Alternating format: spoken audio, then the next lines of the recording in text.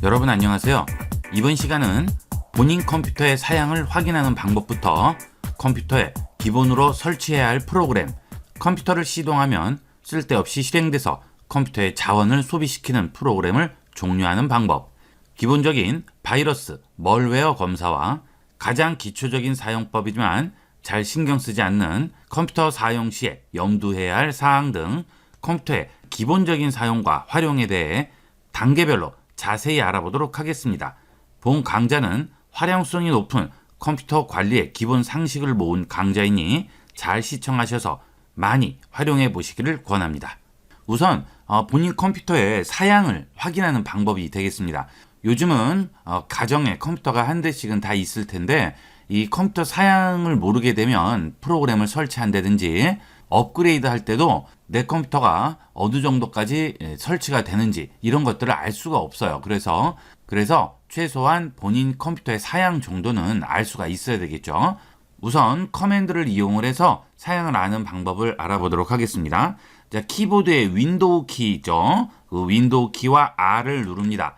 그러면 실행 입력창이 나오게 됩니다. 이 실행 입력창에 DXDIAG라고 칩니다. 그리고 확인을 치시게 되면 자, 이런 식으로 다이렉트 X 진단 도구라는 게 나와요. 여기에 보시면 자세한 내용을 우리가 확인을 해볼 수가 있습니다. 자, 일단 지금 컴퓨터의 이름이 나오고요. 운영체제는 어떤 거를 쓰는지, CPU가 어떤 건지 이렇게 보이죠? 그리고 그 옆에 보면 코어 수도 나오게 되죠. 요즘 CPU들은 코어가 다 다중 코어를 쓰기 때문에 코어 수를 확인을 해볼 수가 있습니다. 그 다음에 램이 나오게 되겠죠. 자, 뒤쪽으로부터 세 자리 띄우고 그 앞부분이 램의 용량이 되겠습니다. 그러니까 이 메모리의 용량은 16GB 램이 되겠어요. 이 뒤쪽에 세 자리를 지우게 되면 메가가 아니고 기가가 되는 거예요. 그래서 16기가 램이 되겠습니다. 여러분 쓰시는 컴퓨터에 메모리가 얼마가 있는지는 최소한도 알고 계셔야 되겠고요.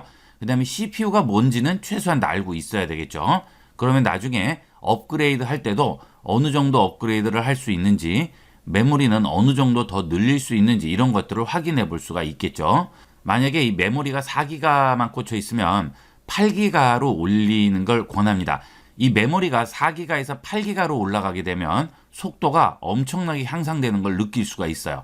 8기가에서 16기가는 좀 덜하지만 4기가에서 8기가는 정말 피부로 체험을 할 수 있을 정도가 될 수 있습니다. 그러니까 본인 컴퓨터는 한번 체크를 해보시고 메모리가 너무 낮으면 이런 것들은 업그레이드를 해주는 게 좋겠죠. 자, 그 다음에 디스플레이를 보시게 되면 여러분들 컴퓨터에 그래픽 카드가 어떤 게 꽂혀 있는지는 알 수가 있죠. 지금 저는 라데온 RX 580 시리즈를 이용을 하고 있어요. 여러분은 뭐 엔비디아가 될 수도 있고 여러 가지 쓸 수 있겠죠. 이게 중요한 이유는 여러분이 영상을 본다든지 어떤 그래픽 프로그램을 쓸 때는 이게 영향을 많이 줍니다. 그래서 이런 것들을 확인을 해보고요. 이 그래픽 카드에 꽂혀 있는 메모리가 얼마인지 여기 나오죠. 이것도 마찬가지예요. 자, 뒤쪽으로부터 3개 지우고 16기가가 되는 거죠. 이 그래픽 카드에 꽂힌 메모리는 16기가가 되겠습니다. 이런 것도 확인을 해볼 수 있고요. 게임을 하시는 분들은 그래픽 카드의 메모리는 높은 게 좋죠. 16기가보다 더 낮으면 뭐 요새 유행하는 게임들은 안 돌아갈 수도 있으니까 그런 것들은 확인을 해보셔야 되겠습니다. 자, 그 다음 사운드를 눌러보시면 여러분 컴퓨터에 설치되어 있는 사운드 카드가 뭔지 나오게 됩니다. 이 사운드 카드는 여러분이 쓰시는 메인보드에 기본적으로 설치되어 있는 것도 있을 수 있고요. 아니면 사운드 카드를 따로 설치해서 쓰는 경우도 있을 수 있습니다. 그러니까 여기서 확인을 해볼 수가 있겠죠. 자, 그리고 여기서 보시면 아무 문제 찾지 못했습니다라고 나오죠. 만약에 뭔가 문제가 있다 그러면 여기에 무슨 문제가 있는지 나오게 됩니다. 일단은 여기에 아무 문제도 지금 없는 상태인 거죠. 이렇게 다 보시면. 그러니까 일단은 하드웨어적인 문제는 없는 게 되겠어요. 만약에 그래픽 카드나 이런 데 문제가 있으면 여기 문제 있다고 나오게 됩니다. 자, 이렇게 해서 끝내기 하시고요. 그 다음은 윈도우 버튼 누르시고요. 작업 관리자를 찾으셔도 되고요. 아니면 여기 검색창에 바로 치셔도 됩니다. 작업 관리자라고 치시면 작업 관리자 나올 거예요. 작업 관리자 실행합니다. 자, 그러면 지금 현재 지금 내 컴퓨터에서 실행되고 있는 여러 가지 프로그램들이 전부 보이게 됩니다. 자, 여기서 성능으로 들어가세요. 자, 그러면 CPU, 메모리, 디스크 쭉 나오죠. GPU도 나오게 됩니다. 자, 여기서 또 확인을 해볼 수가 있죠. 라이젠 5 3600X 6코어짜리, 그 다음에 메모리 보시면 또 메모리가 얼마 꽂혀 있는지, 디스크는 어떤 건지 전부 보여주게 됩니다. 그 다음 USB가 꽂혀 있으면 USB도 보여주게 되고요. 그 다음에 네트워크 상태가 괜찮은지 전부 보여주죠. 그 다음에 GPU는 그래픽 카드가 되겠죠. RX 580 시리즈라고 나오겠죠. 이렇게 우리가 확인을 해볼 수가 있어요. 자, 이렇게 해서 작업 관리자에서도 확인을 하시고, 이 작업 관리자의 또 장점은, 자, CPU로 들어갔을 때 지금 CPU의 속도를 보여주고요. 지금 CPU를 어느 정도로 쓰고 있는지가 나오죠. 자, 내가 지금 아무것도 안 하고 있는데 이 CPU가 이만큼 쓰고 있다고 올라오면 그거는 뭔가 바이러스가 지금 돌아가고 있거나 멀웨어가 돌아가고 있는 겁니다. 그러니까 그런 것들은 검사를 해보셔야죠. 근데 지금은 하단에 붙어서 움직이죠. 이용률이 4%밖에 안 되죠. 저는 지금 강의를 녹화하고 있기 때문에 4%인데, 만약에 이제 이것도 안 한다 그러면 이용률이 더 떨어지겠죠. 어쨌든 여러분이 작업 관리자만 실행했을 때 CPU 이용률이 막 40%, 50% 나오면 그거는 100% 문제 있는 겁니다. 자, 그 다음 메모리 보시면 16기가에서 10.4기가를 사용 가능하면 6기가는 지금 어딘가에서 쓰고 있는 거죠. 자, 이것도 비정상적으로 높은 거예요. 그러면 이게 백그라운드에서 돌아가는 게 많다는 얘기죠. 이 쓸 수 있는 메모리 용량이 작아지게 되면 여러분 컴퓨터의 속도에 제일 큰 영향을 주게 되니까 이것도 정리를 해주시는 게 좋겠습니다. 이런 것도 좀 이따 다시 한번 보도록 할게요. 자, 그 다음 이더넷도 보시면, 자, 지금 보내기 0, 받기 0이죠. 그런데 이게 0이 아니고 계속 뭔가 이렇게 되고 있어요. 그러면 여러분 컴퓨터에 있는 개인 정보라든지 여러 가지 정보들을 어딘가 보내고 있는 거예요. 그거는 백발백중 애드웨어나 멀웨어 같은 것들이 여러분 정보를 어딘가로 보내고 있는 거죠. 그런 건 의심을 해보셔야 되겠습니다. 자, 그 다음에 GPU도 마찬가지가 되겠어요. 자, 이런 것들을 우리가 이 작업 관리자에서 확인을 해볼 수가 있어요. 자, 그 다음은 여러분들 컴퓨터에 메모리에 한 번이라도 실행을 했다든지 그런 프로그램들 외에 컴퓨터가 시동이 되면 자동으로 실행돼서 메모리에서 돌아가는 그런 프로그램들이 있습니다. 이런 것들 중에 필요 없는 것들은 전부 꺼주시는 게 좋아요. 그래야 이 메모리 용량도 차지하지 않고 속도에도 큰 영향을 주는 거죠. 자, 그러면 그것은 여기 있는 작업 관리자의 시작 프로그램으로 들어갑니다. 이걸 눌러주시게 되면 이제 여러 가지가 보이게 되는데, 여러분이 처음에 시작할 때 반드시 끄셔야 되는 게 몇 가지가 있어요. 코타나라고 있습니다. 이것은 우리나라에는 해당이 안 돼요. 이거는 마이크로소프트에서 만든 거긴 하지만 우리나라에는 해당이 안 되는 프로그램이 되겠습니다. 이 영어권에서만 가능해요.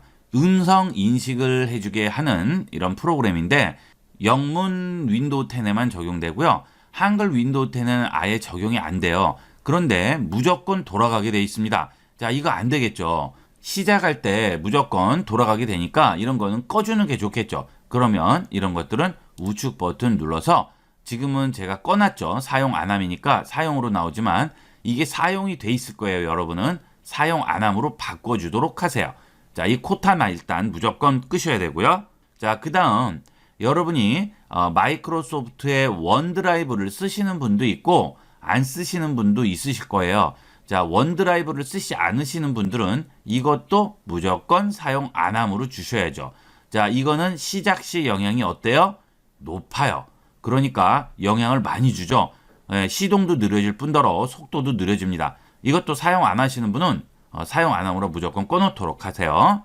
자, 그 다음 스카이프가 있습니다. 이것은 위성 통화 방식인데 이 마이크로소프트에서 만들었죠. 이 스카이프를 통해서 해외에 전화를 하고 하는데, 이 스카이프를 안 쓰시면 이것도 안 되겠죠. 이것도 무조건 사용 안 함으로 꺼두세요. 쓰시는 분들은 물론 키셔야 되겠지만 그게 아니면 무조건 끄도록 하세요. 자, 그 다음은 아크로트레이입니다. 자, 이것은 어도비에서 만든 PDF 이용을 할 때 쓰이는 거긴 하지만 이게 처음부터 실행이 될 필요는 없어요. 그런데 이게 무조건 처음부터 실행이 되고 시작 시 영향도 중간 정도는 됩니다. 그러니까 이것도 무조건 끄도록 하세요. 어차피 PDF 같은 거 볼 때는 다시 실행이 되니까 상관이 없습니다. 자, 그러니까 아크로 트레이, 코타마, 뭐 원드라이브는 쓰시는 분도 있고 안 쓰시는 분도 있겠죠. 스카이프도 마찬가지가 되겠죠. 자, 그 다음에 Your Phone이라고 나오죠. 자, 이거는 뭐냐면 자, 여러분 컴퓨터에 윈도우 버튼 누르시게 되면 자, 여기에 사용자 휴대폰이라고 있어요. 자, 요거는 여러분들 휴대폰과 PC를 같이 연동해서 PC에 휴대폰 화면을 띄우는 건데요. 이것도 만약에 쓰지 않으시면 이것도 무조건 끄세요. 여러분이 쓰지 않으시는 거는 실행할 필요가 없으니까 다 꺼놓도록 하십시오.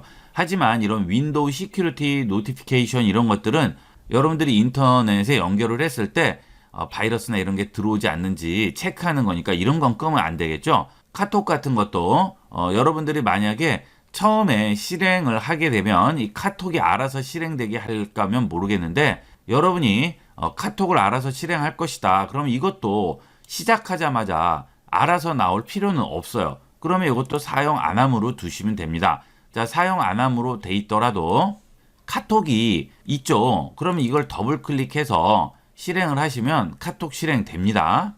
그렇죠? 네, 이렇게 카톡 실행되죠? 네, 그러니까 이게 꼭 처음에 컴퓨터가 시작할 때부터 실행되어 있을 필요는 없는 거죠.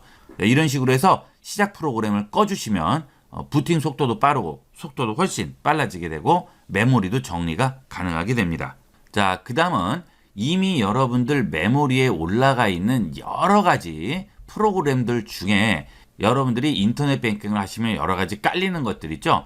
자, 내가 인터넷 뱅킹을 하지 않아도 걔네들은 전부 메모리에 올라가 있어요. 그래서 굉장히 큰 영향을 줍니다. 이런 것들은 인터넷 뱅킹을 쓰지 않을 때는 종료를 해주시면 좋겠죠. 자, 그거를 한번 보도록 하겠습니다. 구라 제거기라는 프로그램을 설치를 해서 그런 것들을 깔끔하게 정리를 해주도록 할게요. 이 구라 제거기를 다운받기 위해서 여기 있는 주소로 들어가시면 되겠습니다. 이 주소는 아래쪽에 설명란에 주소가 있으니까 그대로 이용을 하시면 되겠습니다. 자, 들어가 볼게요. 자, 그러면 다운받을 수 있는 이 사이트가 나오게 됩니다. 이 구라 제거기를 만든 분은 개인분인데 이 PC뱅킹의 보안 프로그램 때문에 너무 골치를 썩이시다가 화가 나셔서 하나 만드셨어요. 프로그램 개발하는 개발자분인데 우리한테는 굉장히 고마운 분이죠. 이런 식으로 무료로 제공합니다. 여러분이 다운받아서 그냥 쓰시면 되는 거죠. 자, 여기 내려오시게 되면 HOAX 엘리미네이터 4.09 해서 zip 파일이 있죠. 이거 그대로 내려받으시면 되겠습니다. 내려받아 볼게요. 이 프로그램은 나온 지도 오래됐고 업데이트도 계속 지속적으로 되고 있습니다. 안정성도 굉장히 좋고요. 속도도 빠릅니다. 그래서 여러분이 안심하고 쓰셔도 되겠어요. 자, 내려받았죠? 요거 압축 풀어서 그대로 실행을 하시면 됩니다. 자, 그런데 압축을 풀 때 암호를 물어볼 거예요. 이 암호는 아까 우리가 다운을 받으실 때 아래쪽에 보면 써 있어요. 패스워드가 teus.me라고 돼 있죠. 요거 그대로 압축 프로그램에 B번 넣는 데다가 넣어주시면 됩니다. 이렇게. 자, 그 다음 확인하시면 이렇게 압축이 다 풀리게 되겠죠. 자, 이거 열어보시게 되면 폴더가 두 가지가 나와요. 이거는 64비트고요. 요거는 32비트가 되겠습니다. 그러면 여러분 OS가 64비트인지 32비트인지부터 확인하셔야 되겠죠. 자, 이 윈도우 버튼 누르시고요. 제어판으로 들어가세요. 자, 여기서 시스템 들어가셔서 위에서 세 번째 보시면 시스템이라고 나오죠. 자, 이 시스템 들어가세요. 그러면 여기에 시스템 종류에 64비트 운영체제라고 되어 있죠.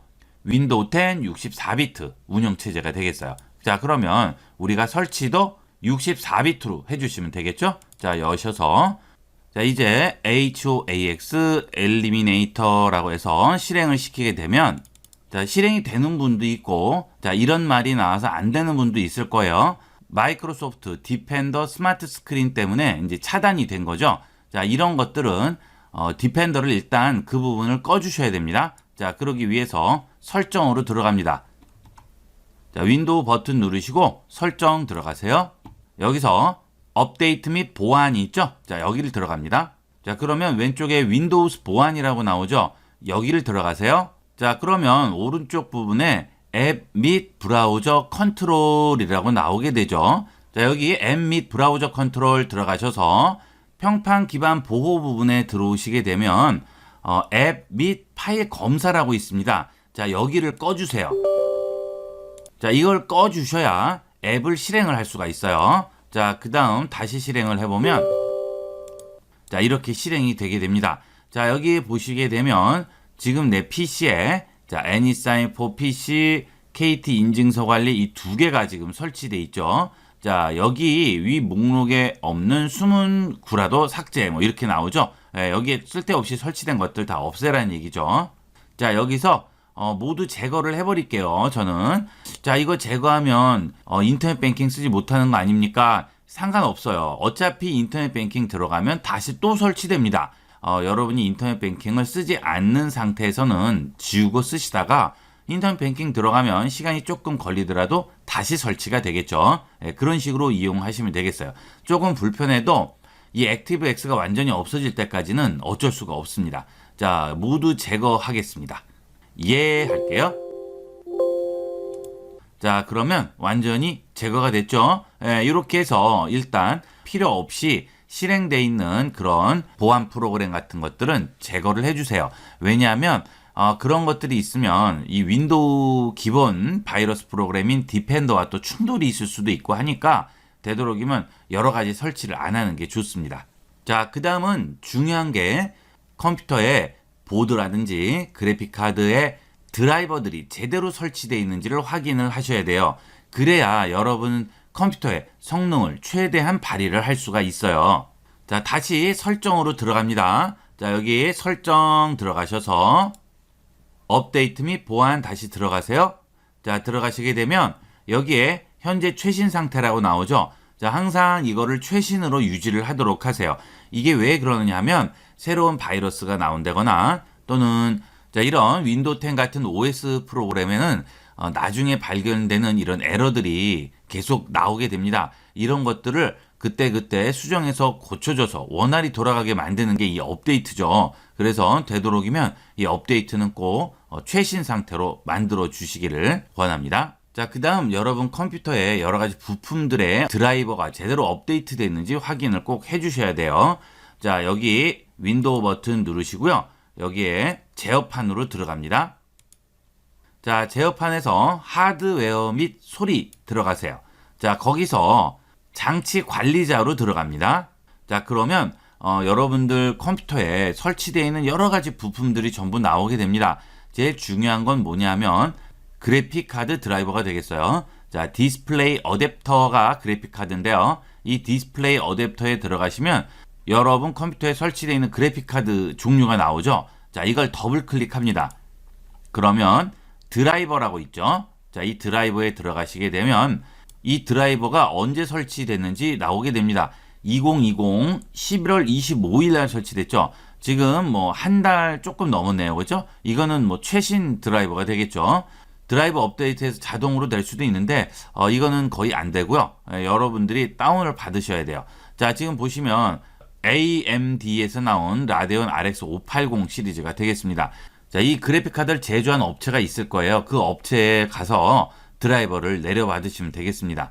에이서스라든지 기가바이트 뭐 여러 가지가 있겠죠. 그런 데 가서 그래픽카드 명을 쓰시고 드라이버를 다운받아서 설치하시면 어느 정도 연식이 된 이런 부품들도 쾌적하게 이용을 하실 수가 있어요. 그래서 이 드라이버들은 꼭 새로 업데이트를 시켜주도록 하세요. 자, 그리고 또 중요한 거는 여러분들 컴퓨터에 보드 있죠. 메인보드라고 하죠.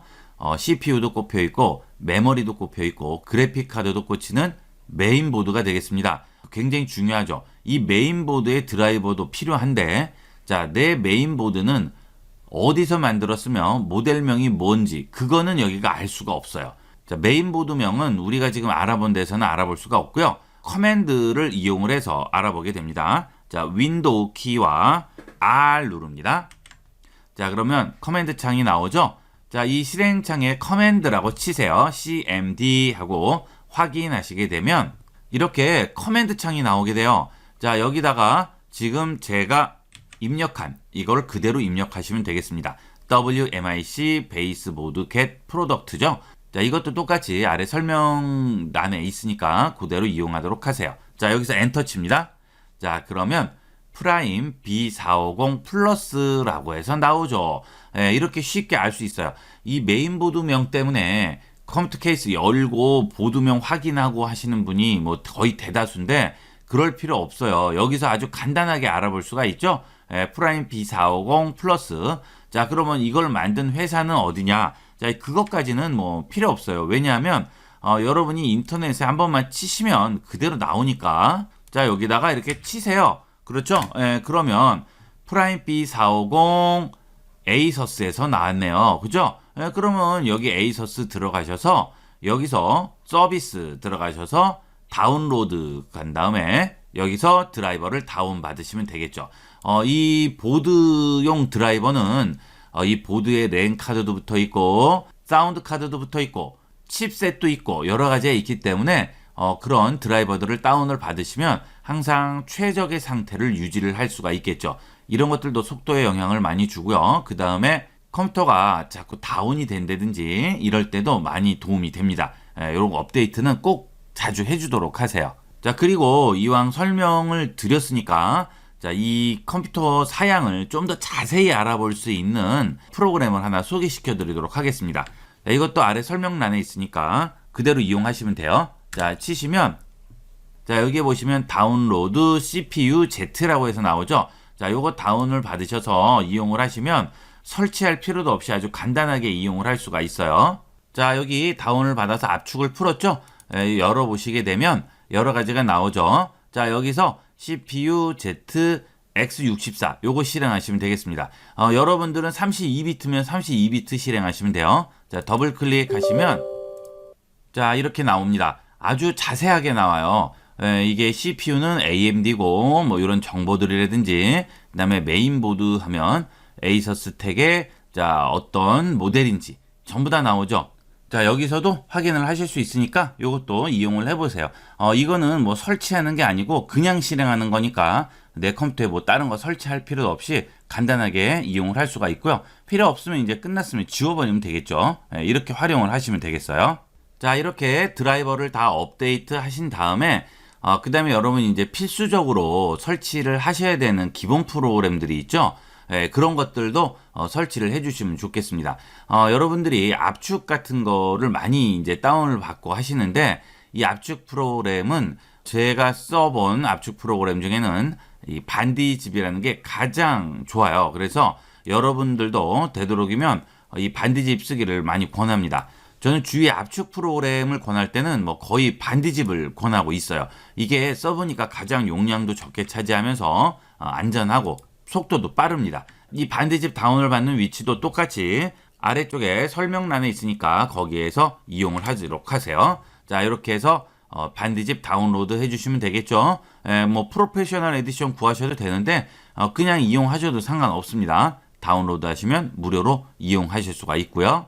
자, 그 다음은 크롬 같은 거 설치하고 하시잖아요. 그죠? 크롬부터 구글과 관련된 여러 가지 파일들 설치를 하실 때는 자, 그 주소도 아래 설명란에 있으니까 그걸 그대로 이용을 하시면 되겠습니다. 자, 여기 들어가시게 되면 자, 구글 나오죠. 여기서 크롬 설치하시고 뭐 번역 필요하시면 번역, 그 다음에 지도라든지 여러 가지 여기서 다 설치가 가능합니다. 여기서 그대로 이용을 하시면 되겠어요. 자, 그 다음은 동영상을 플레이 하셔야 되겠죠. 여기 여러분 윈도우 미디어 플레이어가 있긴 하지만 모든 게 다 되지가 않아요. 몇 가지밖에는 플레이가 안 돼요. AVI 같은 것들은 되는데 뭐 MP4 복잡한 것들은 또 안 됩니다. 그러니까 그럴 때는 범용적인 비디오 플레이어를 쓰시는 게 좋겠죠. 보통 이제 두 가지를 제일 많이 씁니다. KM 플레이어와 VLC 플레이어인데 KM 플레이어도 아래 설명란에 있으니까 그대로 이용하시면 돼요. 이게 KM 플레이어인데 이거는 뭐 전 세계 한 3억 명이 쓰는 거기 때문에 워낙 유명해서 그대로 쓰실 수가 있을 거예요. 이거 쓰시면 웬만한 이 동영상들은 거의 다 플레이가 될 겁니다. 아주 편리하게 쓸 수 있어요. 요거 다운받아서 설치하시면 그대로 이용하실 수 있고요. 자, 그 다음에 또 하나는 VLC 플레이어인데요. 자, 이 VLC 플레이어는 뭐 거의 모든 지구상에 존재하는 기기에는 다 설치가 된다고 보시면 돼요. 그만큼 확장성이 좋고 그 다음에 용량이 아주 적게 차지합니다. 뭐 다른 플러그인 깔 필요도 없이 아주 간단하게 플레이어가 돼요. 저는 이 VLC 미디어 플레이어를 사용하기를 권하고요. 근데 이거는 약간 여러분이 사용하기 약간 불편할 수도 있어요.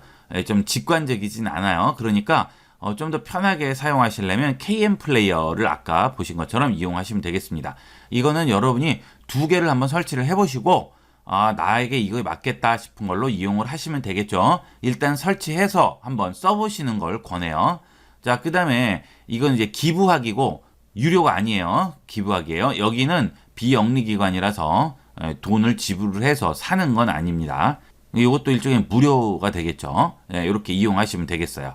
자, 그 다음은 계정 부분이 되겠습니다.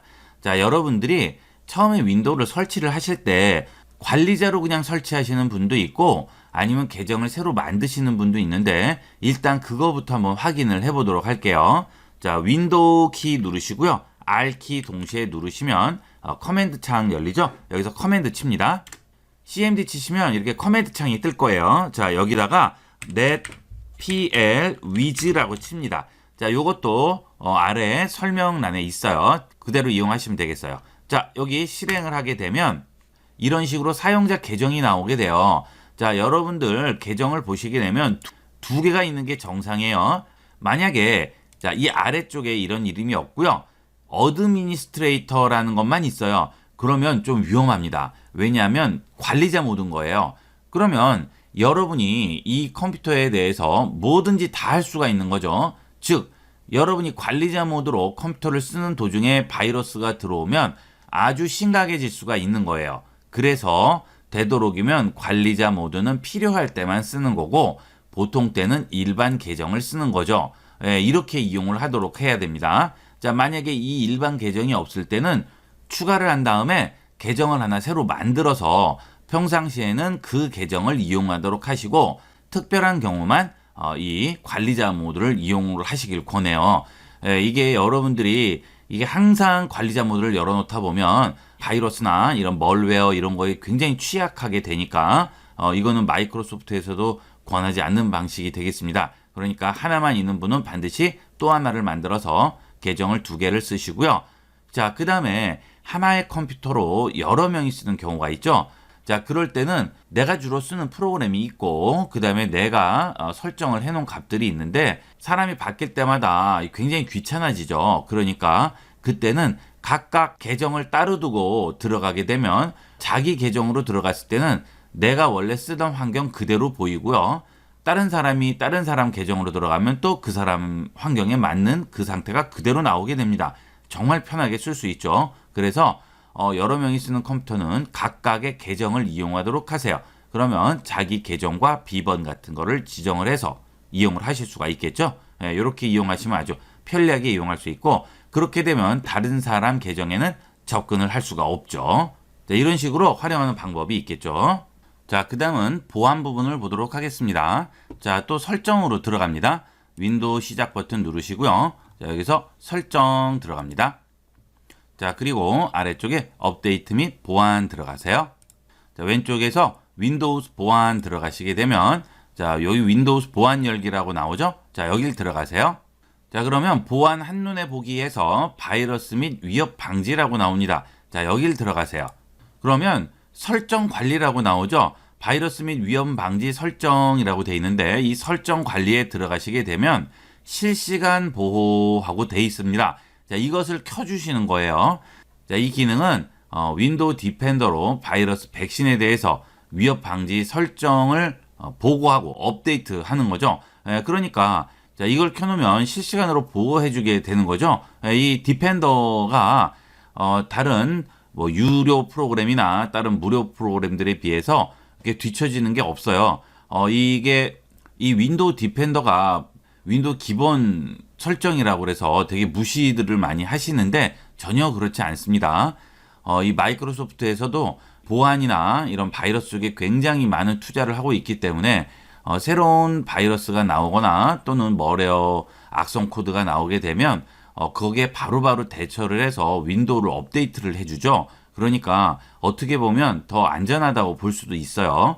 유료로 비용을 들여서 쓰시는 게 아니라면 무료 프로그램들에서는 이 디펜더가 전혀 뒤처질 게 없으니까 디펜더 하나만 해도 충분히 이용할 수가 있습니다. 만약에 여러분들이 무슨 보안을 요하는 그런 조직에 몸을 담고 있으시면 이런 거 가지고는 안 되겠죠. 그렇지만 일반인은 이 디펜더만으로도 충분히 보호가 된다고 생각하셔도 되겠습니다. 자, 이렇게 여러분들 컴퓨터에 가장 기본적인 그런 설정이라든지 이런 것들을 다 했어요. 그런데 이미 여러분들 컴퓨터가 악성 코드나 멀웨어에 이미 감염이 돼 있을 수도 있겠죠. 자, 이럴 때는 어떻게 돼야 될까요? 이런 것도 간단하게 해결을 해줄 수가 있습니다. 자, 이거는 멀웨어 제로라는 프로그램이 되겠습니다. 자, 이것도 주소가 설명란에 있으니까 그걸 참조하도록 하세요. 자, 들어가시게 되면 이렇게 내려봤죠? 이것도 무료고요. 이것도 비영리적인 목적으로 이 그룹에서 이걸 만드셨어요. 이것도 뭐 유료에 비해서 전혀 손색이 없고 뭐 거의 마지막 단계로 검사를 하는 끝판왕이라고 볼 수 있습니다. 자, 이거야말로 PC를 관리하고 고치는 분들이 반드시 쓰는 프로그램이 되겠습니다. 이것도 여러분이 꼭 한번 이용을 해보도록 하세요. 자, 다운받아서 압축을 풀었습니다. 자, 이거 열어보시게 되면 이렇게 나오죠. 여기에 사용 전에 반드시 읽어달라고 나오죠. 가끔 이거 뭐 유료 아닌가요? 하는데 유료 아닙니다. 이건 다 무료예요. 그리고 여기에 보시면 사용 방법이 다 있어요. 여러분이 읽어보시면 다 알 수 있습니다. 그래서 요거만 설치를 해주시면 되는 거죠. 시간은 좀 걸립니다. 단점은. 하지만 정말 꼼꼼하게 찾아서 여러분들 컴퓨터에 숨어있는 악성 코드라든지 멀웨어들 다 잡아줍니다. 가끔은 이 유료 프로그램으로도 잡을 수 없는 것들도 다 잡아줘요. 요즘 컴퓨터가 조금 이상하다 하실 때는 한번 써보시기를 권합니다. 자, 그 다음은 여러분이 컴퓨터를 쓰는 도중에 이 램에 쓸데없는 것들이 많이 적체되어 있을 때 이런 것들을 좀 정리를 하고 싶은데 재시동밖에는 방법이 없어요.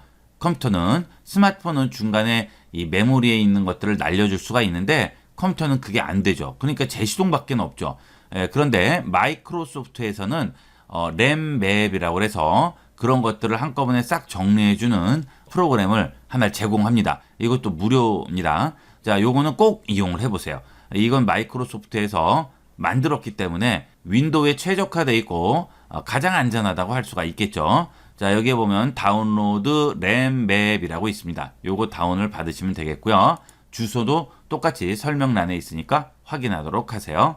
자, 열어보시면 PC 버전은 여기 램 맵이라고 되어 있는 겁니다. 여기 64A는 아니에요. 자, 요걸로 실행하시면 돼요. 요거 실행하겠습니다.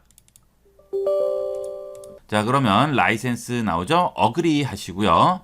자, 램맵 실행하시면 이렇게 기본 화면이 나오고요. 여기에 보시면 메모리에 지금 쭉 올라가 있는 것들이 쭉 있어요. 자, 여기에 필요 없는 것들이 분명히 있어요, 다. 그런 것들을 우리가 다 일일이 제거할 수는 없으니까 empty 메뉴에 가시게 되면 empty standby list라고 나오죠. 자, 이 standby list 눌러줍니다. 자, 변화가 된 게 없는 것 같으네요. 자, 여기서 키보드에 F5 눌러주세요. 그러면 정리가 돼서 나오게 됩니다. 자, 어때요? 지금 뭔가 조금 바뀌었죠, 그죠? 이런 식으로 정리를 해주게 돼요.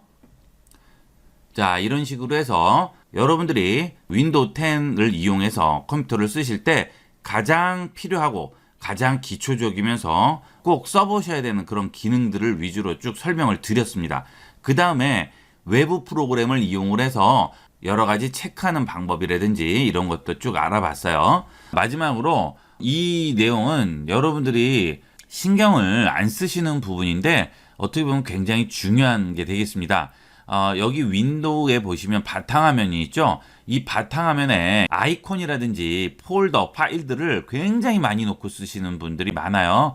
자, 그거는 안 좋습니다. 이게 전부 메모리에 로딩이 돼야 되기 때문에 시간이 굉장히 오래 걸릴 뿐더러 컴퓨터도 느려져요. 그러니까 되도록이면 여기 있는 바탕화면에는 최대한 얹는 거를 줄이세요. 정 이렇게 많이 얹어놔야 된다 하시면 폴더를 하나 만드시고요. 자, 그 폴더에다 넣도록 하세요.